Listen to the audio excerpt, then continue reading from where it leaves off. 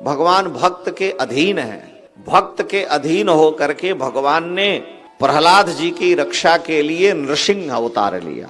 नृसिंह अवतार लेकर के प्रहलाद जी हर परिस्थिति में भगवान का ही चिंतन मनन स्मरण करते हैं। पिता के द्वारा महान पीड़ा दिए जाने पर भी प्रहलाद जी ने अपने स्वभाव से समझौता नहीं किया है। ये बड़ी विलक्षणता उनके जीवन की है। इसलिए हिरण्यकश्यपु जैसा दुष्ट प्रहलाद जी के ऊपर अपना हर प्रकार का प्रभाव किया, लेकिन कुछ नहीं चला। देखिए, मूल बात यह है, तुलसीदास जी बड़े विलक्षण महापुरुष हैं। उन्होंने हिरण्यकश्यपु को कलयुग कहा है। तुलसीदास कहते हैं कि साक्षात कलयुग ही हिरण्यकश्यपु है और भगवान का नाम ही नरसिंह है। और हिरण्यकश्यपु कलयुग है, भगवान का नाम नरसिंह है। जो राम नाम जपते हैं वो प्रहलाद है। भगवान उनकी रक्षा करेंगे, ये निश्चित है। हिरण्यकश्यपु प्रहलाद जी को अपने हाथ से मारना नहीं चाहता, आदेश देता, ले जाओ पहाड़ में से फेंकवा दो, समुद्र में डुबा दो, हाथी के पैर के नीचे कुचलवा दो। होलिका गोद में लेकर के अग्नि में चली गई, स्वयं अपने हाथ से नहीं मारता है, क्योंकि अपना ही पुत्र है और अपने हाथ से लगाए गए पुत्र का कोई नाश नहीं करता, वृक्ष का नाश नहीं करता। तुलसीदास जी लिख रहे हैं। तो गोस्वामी तुलसीदास कहते हैं कि राम नाम नर केशरी कनक कशिपु कलिकाल। राम नाम नृसिंह है और कनक कशिपु कलिकाल, कलयुग साक्षात हिरण्यकशिपु है। जापक जन प्रहलाद जिमी, जो राम नाम जप करते हो प्रहलाद हैं। जैसे बड़ी कड़ी परीक्षा प्रहलाद को देनी पड़ी, ते जान ले कि जब राम नाम का जप करोगे तो परीक्षा कड़ी देनी पड़ेगी ही। जापक जन प्रहलाद जिमी पाली दलि सुरसाल। भगवान देवताओं की रक्षा करेंगे। तो कलयुग क्या है? साक्षात हिरण्यकश्यपु ही कलयुग है। तो कलयुग कहता है, हिरण्यकश्यपु कहता है कि जब हमारे राज्य में हो तो मेरा नाम जपो, मेरे धर्म को मानो कि हिरण्यकश्यपु भगवान है, हिरण्यकश्यपु ही ईश्वर हैं, हिरण्यकश्यपु ही हमारा पालन पोषण करते हैं। लेकिन प्रहलाद जी कहते नहीं, तुम भगवान नहीं हो, तुम भगवान तो ठाकुर अलग हैं, तुम शक्तिमान हो, सब कुछ दे सकते हो, लेकिन ईश्वर नहीं हो। पुराणों में आया है कि प्रहलाद जी एक बार बचपन में वस्तु संस्कार पा करके जग जाता है। प्रहलाद जी एक बार अपने पिता का प्रभाव इन पर भी पड़ा था। एक छत्र कहता है मैं ही भगवान हूं। कलयुग में तो बहुत से भगवान, आजकल महात्मा कहते हैं हम भी भगवान हैं, बहुत से लोग अपने को भगवान कहते हैं। एक इलाहाबाद कुंभ में सन 84 या 86 में था, बिहार का रहने वाला, वो अपने को भगवान घोषित किया और कहा जो हमको भगवान नहीं मानता हमसे आवे शास्त्रार्थ करे। अब कौन जाए उससे करने। और आखिर में प्रयाग से वो आ रहा था, जा रहा था अपने स्थान को, और गोलियों से उसको भून दिया गया। जय सिया राम, भगवान राम हो गए। हाँ, वो अब उसका नाम जो लोग जानते हो समझ गए होंगे, हम क्यों नाम लें। कहने का मतलब कि ये सब कलयुग के भगवान हैं। भगवान तो भगवान षडैश्वर्य संपन्न है। भगवान का लक्षण है उत्पत्तिम प्रलयं चैव, जिनसे संसार को उत्पन्न करे, संसार का नाश कर सके। जीवानाम अगतिम गतिम, जो मच्छर को ईश्वर बना दे, ईश्वर को मच्छर बना दे, ब्रह्मा को मच्छर बना दे, मच्छर को भगवान बना दे, ब्रह्मा बना दे। उत्पत्तिम प्रलयं चैव जीवानाम अगतिम गतिम, और वेत्ति विद्याम अविद्याम च, जो विद्या और अविद्या दोनों को जानता है, सबाच्यो भगवान इति, वही भगवान हो सकता है। जीव की ईश समान, जीव कभी ऐसा संभव है। तो हिरण्यकश्यपु कहता मैं भगवान हूं, मुझे मानो, मेरी पूजा करो, मेरा बंदन करो। प्रहलाद जी जा रहे थे तो गांव में अपने देखे कि नगर के बाहर एक बुढ़िया बैठ करके राम राम राम राम राम राम राम राम, हे राम, हे प्रभु, हे राम, हे राम, हे राम। प्रहलाद जी बिगड़ गए, कहे तुम हमारे पिता का नाम हिरण्यकश्यपु हिरण्यकश्यपु नहीं जपती हो, राम राम करती हो। मेरे पिता भगवान। अरे उसने कहा तुम्हारे लिए भगवान है, हमारे लिए भगवान नहीं है। कहा कि तुम क्या जप रही हो राम राम राम।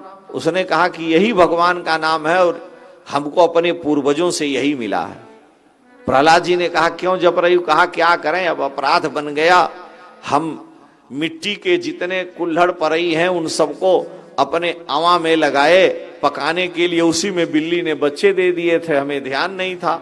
और बिल्ली के बच्चे जब आवा जलने लगा तो उनकी आवाज आई, अब हम निकाल नहीं सकती। अब वही भगवान से प्रार्थना कर रही हैं कि हे प्रभु, हे राम, हे रघुनंदन, आप इस बिल्ली के बच्चों की रक्षा करो। प्रहलाद जी कहे वो तेरा राम हम देखते हैं। और जब आग ठंडी हुई, प्रहलाद जी बालक का स्वभाव जिद्दी, आग ठंडी हुई और जब ऊपर से राख और कुल्हड़ परई को हटाया गया तो बिल्ली के चारों बच्चों जीवित बाहर निकल के भाग गए।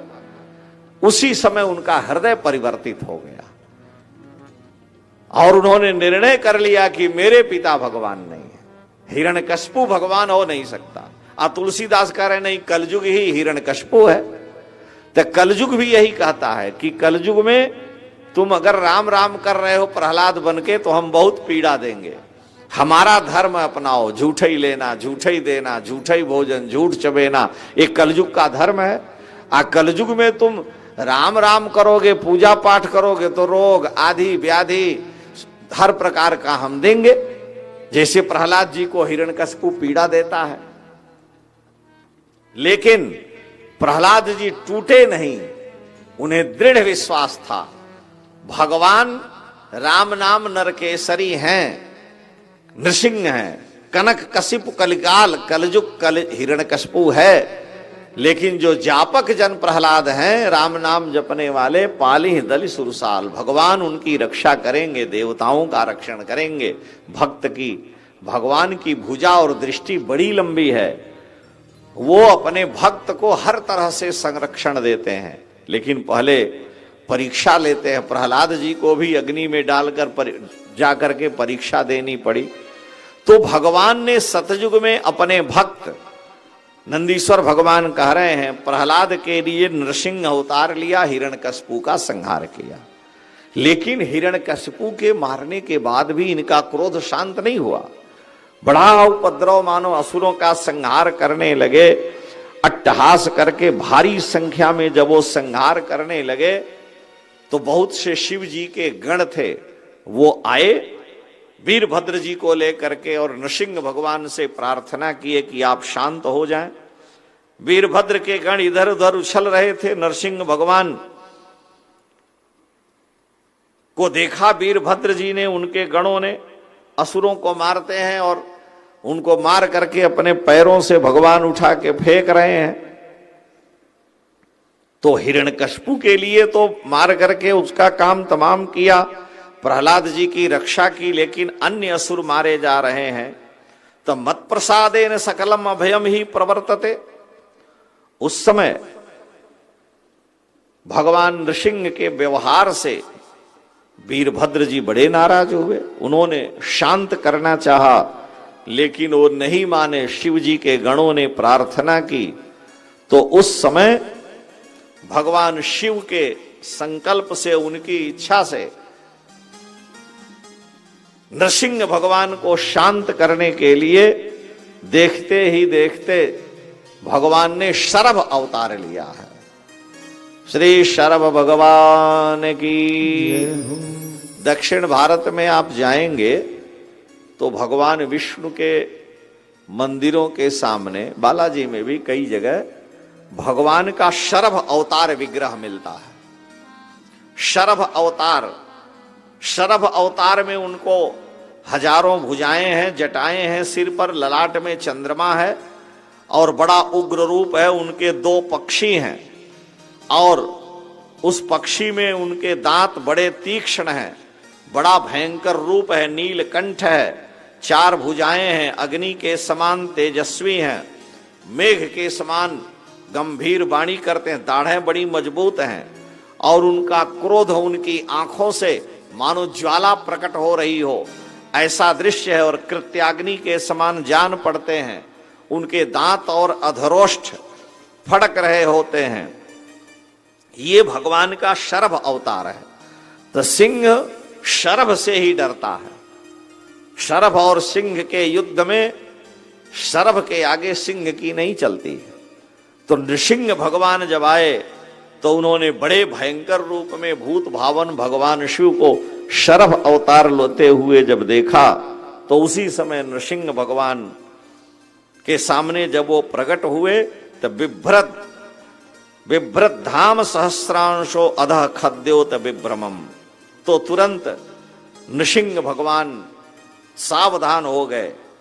उनको पकड़ने के लिए बड़े वेग से शरभ भगवान गए, क्योंकि तो उड़ान भी भरते थे, और उनको पकड़ करके ले करके आकाश में चले गए। नृसिंह भगवान को आकाश में ले गए, पंखों से मारने लगे। तो नृसिंह भगवान को फिर पकड़ करके नंदीश्वर पर सवार हो गए। सारे ऋषि मुनियों ने स्तवन किया, तब जाकर के वीरभद्र भगवान शिव ने यानी शरभ भगवान ने नृसिंह भगवान को छोड़ दिया। नृसिंह भगवान फिर शांत हो गए, असुरों का संहार बंद कर दिया। तो नृसिंह भगवान को शांत करने के लिए ही भगवान ने श्री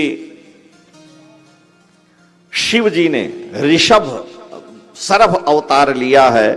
और शरभ अवतार भगवान का बड़ा विलक्षण अवतार है।